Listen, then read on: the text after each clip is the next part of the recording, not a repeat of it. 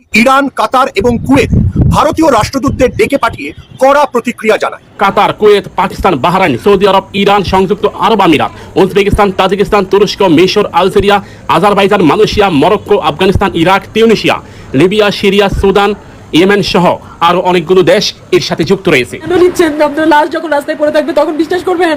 তখন তো ভাই আর সময় থাকবে না, জায়গা নাই। আমি আমার এতটুকুই সাধ্য, আমি শুধু এইখানেই কথা বলতে পারবো, আর কোথাও কথা বলতে পারবো না। আমার কোনো জায়গা নাই, আমার কোনো লোকজন নাই। আসসালামু আলাইকুম দর্শক শ্রোতা, প্রায় পৃথিবীর 15টি দেশ মিলে এবার ভারতের উপর আক্রমণ করা হবে। কেননা দর্শক, এই ভারতে যে হযরত মুহাম্মদ সাল্লাল্লাহু আলাইহি সাল্লামকে নিয়ে কটূক্তি করেছে এবং অবমাননা করেছে। দর্শক শ্রোতা, সেই ভিডিও আপনাকে বিস্তারিত দেখাবো এবং এই দিকে দ্রুত ক্ষমা চাচ্ছেন নরেন্দ্র মোদী। দর্শক শ্রোতা, নরেন্দ্র মোদী তিনি কি বলেন সেই ভিডিও আপনাদেরকে বিস্তারিত দেখাবো। তো কথা না বলে চলুন আমরা ভিডিও মূল আলোচনায় চলে যাই। আর ভিডিও মূল আলোচনায় চলে যাওয়ার আগে আপনার কাছে আমি ছোট করে একটি অনুরোধ, আপনি যদি প্রত্যেক মুহূর্তের আপডেট পেতে চান তাহলে অবশ্যই চ্যানেলটি সাবস্ক্রাইব করে দিবেন এবং পাশে থাকা বেল আইকনটি ক্লিক করে দিবেন, তাহলে প্রত্যেক মুহূর্তের আপডেট সবার আগে পৌঁছাবে আপনার কাছে। তো দর্শক, কথা না বলে চলুন আমরা ভিডিও মূল আলোচনায় চলে যাই। দর্শক, আমরা দেখবো যে নরেন্দ্র মোদী তিনি যে ক্ষমা চাচ্ছেন, আমরা সেই ভিডিও বিস্তারিত দেখবো। তার আগে আমরা দেখে আসি প্রায় 15টি দেশ কোন কোন দেশ মিলে এই ভারতের উপর আক্রমণ করবে। দর্শক চলুন আমরা সেই ভিডিও বিস্তারিত দেখে আসি। নূপুর শর্মাকে বহিষ্কার করতে বিজেপি কেন 15 দিন সময় নিল? কেন বিজেপির জাতীয় মুখপাত্র প্রফেট সম্পর্কে আপত্তিজনক মন্তব্য করার পর, মহারাষ্ট্রে এফআইআর দায়ের হওয়ার পর, কানপুরে দাঙ্গা শুরু হয়ে যাওয়ার পরও বিজেপি কোনো ব্যবস্থা নেয়নি? কিন্তু শেষ পর্যন্ত বিজেপি ব্যবস্থা নিতে বাধ্য হলো। তার কারণ, গোটা পশ্চিম এশিয়া বা আরব দুনিয়া জুড়ে ব্যান ইন্ডিয়ান প্রোডাক্টস বলে হ্যাশট্যাগ শুরু হয়ে গেছিল। অর্থাৎ ভারতীয় পণ্য যেন গোটা আরব মুলুকে ঢুকতে না পারে সেই বিষয়ে প্রচার শুরু হয়ে গেছে। এর পাশাপাশি ইরান, কাতার এবং কুয়েত ভারতীয় রাষ্ট্রদূতদের ডেকে পাঠিয়ে কড়া প্রতিক্রিয়া জানায়। আমাদের মনে রাখতে হবে, এই মুহূর্তে কাতার সফর করছিলেন ভারতবর্ষের উপরাষ্ট্রপতি ভেঙ্কাইয়া নাইডু। ভারতবর্ষের উপরাষ্ট্রপতি সফরের সময়ও কাতার যেরকম তীব্র প্রতিক্রিয়া দিয়েছে, তাতে বোঝা যাচ্ছিল আরব দুনিয়া কতটা ক্ষুব্ধ। দেখুন, সবাই জানে ভারতবর্ষে হিন্দুত্ববাদী দল বিজেপি মুসলিমদের পেটায়, মসজিদ ভেঙে মন্দির করতে চায়, এই সব কিছু অবধি গোটা পৃথিবী বরদাস্ত করে নিচ্ছে। কিন্তু খোদ প্রফেটের নামে গালাগালি, অশালীন মন্তব্য, এইটা বোধহয় মুসলিম দুনিয়া মেনে নিতে তৈরি ছিল না। এর থেকে আমরা কি শিখব? ভারতবর্ষের এই আধা ফ্যাসিস্ট একনায়ক তান্ত্রিক আরএসএস বিজেপিকে কিভাবে মোকাবিলা করতে হবে? এক হচ্ছে, দরকার পড়লে এই বিজেপির যারা দোসর, সেই আদানিদের প্রোডাক্ট বয়কট করুন। ভারতবর্ষের মুসলিমরাও ডাক দিক, যদি এই রকম চলতে থাকে তাহলে তারা আদানিদের প্রোডাক্ট বয়কট করবে। আর অন্যদিকে আন্তর্জাতিক জনমত তৈরি করা। যদি আরব দুনিয়ায় এই আদানি বা মোদিদের পেটোয়া বাণিজ্য গোষ্ঠীর জিনিসপত্র বিক্রি না হয়, তাহলে ভারতবর্ষের এই সরকার বুঝতে পারবে যে কি ক্ষতি হতে চলেছে। নূপুর শর্মাকে বহিষ্কার তাই একটা আই ওপেনার, বলে দিয়ে গেল যে কিভাবে বিজেপি আরএসএস এর সাম্প্রদায়িক রাজনীতির, বিভাজনের রাজনীতির মোকাবিলা করতে হয়। মনে রাখবেন, নূপুর শর্মা টেলিভিশন ডিবেটে গালাগালি দেওয়ার, অশালীন মন্তব্য করার পরও 15 দিন কোনো পদক্ষেপ করেনি বিজেপি বা আরএসএস। তারপরে পদক্ষেপ কেন? কারণ পণ্য বয়কট, কারণ ভারতীয় বিদেশ মন্ত্রককে করা চিঠি লেখা। এইটা দেখে বুঝুন কিভাবে এদের মোকাবিলা করতে হবে, কিভাবে এদেরকে ঠেকাতে হবে। তা না হলে এরা এটাই চালিয়ে যাবে। এবং একই সঙ্গে সেই সব টেলিভিশন অ্যাঙ্কারদেরও সতর্ক হওয়ার দিন এসেছে, যারা নূপুর শর্মার মতো বিভাজনকামী, সাম্প্রদায়িক মেরুকরণে বিশ্বাসী স্পোক্সপারসনদের তোল্লাই দেয়। কারণ এরপর যদি এই সমস্ত ভারতীয় চ্যানেলকে গোটা আরব মুলুকে বা পশ্চিম এশিয়ায় বা মুসলিম বিশ্বে ব্যান করে দেওয়া হয়, তাহলে এদের কি হবে? যে সমস্ত টেলিভিশন চ্যানেলগুলো রোজ সকাল থেকে উঠে সাম্প্রদায়িক প্রচার করে, তাদের যদি ভারতের বাইরে ব্যান করে দেওয়া হয়, তাহলে তাদের কত রাজস্বের ক্ষতি হবে। এইটা বুঝুন এবং এইভাবেই প্রতিবাদকে সংগঠিত করুন। ওয়াইসির মতো তরবারি হাতে ঝাঁপিয়ে পড়ব, ওটা আরেক ধরনের প্ররোচনামূলক বক্তৃতা।